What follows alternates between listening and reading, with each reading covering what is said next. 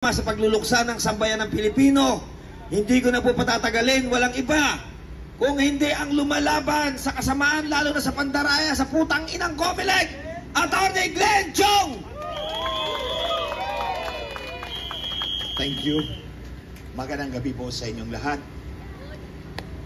Sa mga nanonood po sa atin, magandang araw po sa inyong lahat sa mampanig ng mundo.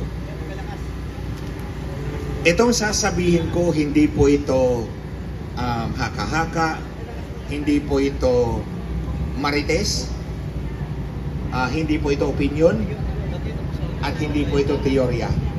Ito'y totoong nangyayari. Sabi ni Marcos doon sa statement niya, reaction niya doon sa sinabi ni Inday Sara, na, di ba sabi niya may kinausap siyang tao na kapag pinatay siya, iyariin mo itong tatlo. Yung tatlong Judas. Si Bongbong Marcos, alias drug addict number 1. Bangag. Si Lisa Marcos, the first drug pusher lady of the Philippines. At si Idiot Romualdez, Martin Romualdez. Idiot kasi bobo.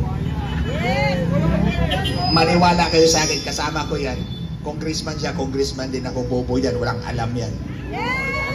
Anyway, balik muna tayo dito sa kay Inday Sara, yung sinabi niya. Para sa akin, hindi po yun threat kay Marcos. Kasi sinabi naman niya, kapag may nangyari sa kanya, di po ba? Conditional eh. Natandaan ko po, nung pinatay po ng mga pulis yung personal aid ko na si Richard Santillan, habang naglalamay po ako sa kanya sa gabi, sa araw, umiikot po ako dito sa Metro Manila. Sa mga radio station, TV station, nagpapa-interview po ako. At tinatanong po ako palagi, hindi ka ba natatakot sa buhay mo? Ito palagi ang sagot ko sa radio, sa TV interview. Hindi po ako hihiga ng kabaong hanggat hindi ko sila bit-bit. So ito yung sabi ko ha, hindi ako hihiga ng kabaong hanggat hindi ko sila bit-bit. Ibig sabihin, kapag may nangyari sa akin, patay din sila.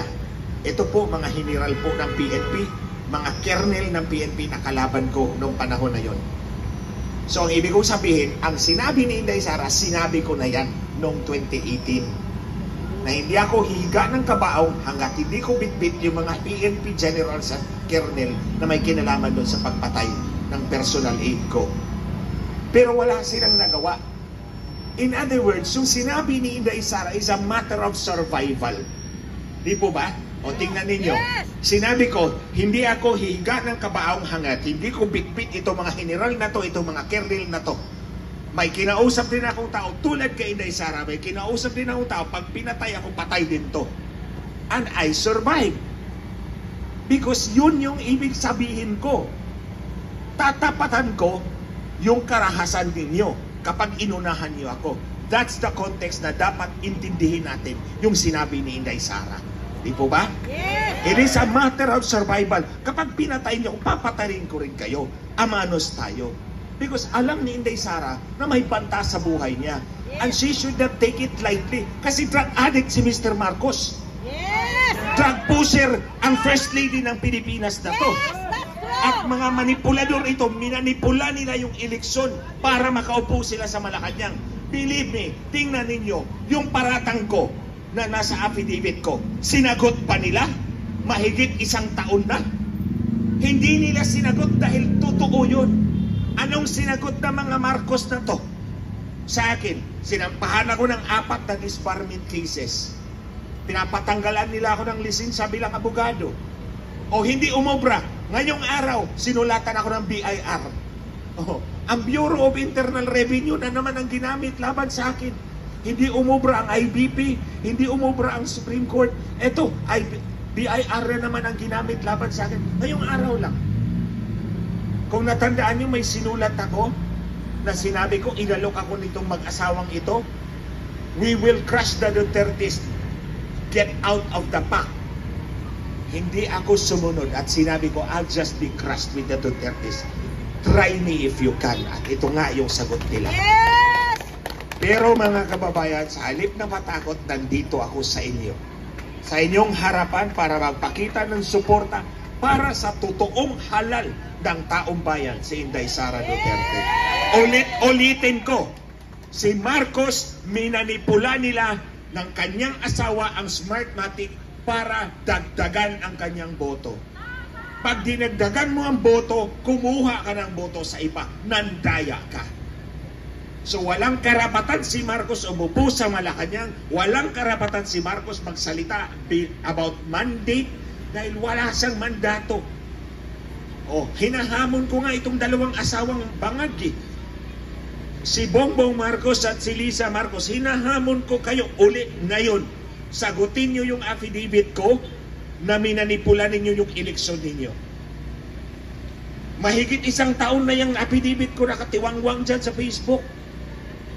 Ayaw niyo akong sagutin dahil wala kayong maisasagot. Totoo ang sinasabi ko at pinaninindigan ko yan ngayon. Mula pa noon hanggang ngayon. At pinaninindigan ko rin na sa pagmanipula ng eleksyon, hindi kasali si Inday Sara. Yes! So kung ano man ang boto ni Inday Sara, 32 million, totoo yan. Kay Marcos, peke yan. At mantakin nyo. Ang peke pa, ang may lakas loob, mang-api sa totoong halal ng taong bayan, sa totoong pinili ng taong bayan, di ba? Itong ginagawa nila kay Inday Sara, pang-aapi ito. Kung sinabi niyang kayang pumatay ng presidente, kayang pumatay ng ordinaryong tao. Kung ito nga, Vice President of the Philippines, inaapi ninyo, paano na lang ang ordinaryong taong bayan? Kayo, mga kababayan. Ito lang, sinalanta tayo ng bagyo, 5 sa loob ng 1 buwan, sunod-sunod.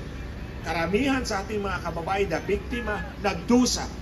Anong ginagawa ng House of Representatives sa pamumuno ni idiotic Martin Romualdez? Politika. Politika. Maruming politika. Patuloy na sinisiraan si Inday Sara. Of course, tinulungan kayo ng ayuda, pero hindi yan. Ang dapat sagutin ninyo, bakit bumaha ng ganyan kalawak? O bakit nasira yung, o nasaan yung 5,500 flood control projects ni Marcos? Either totoo yon, pero ninakaw ang pera, or hindi talaga totoo, katangiisip dahil bunga ng kanyang pagkabangag. O, di ba? Alam nyo mga kababayan, ayoko nang sabihin to. Pero nagalit talaga ako kasi sinulatan na naman ako ng BIR. Gusto talaga akong paluhurin itong mga animal na to. Okay, sige.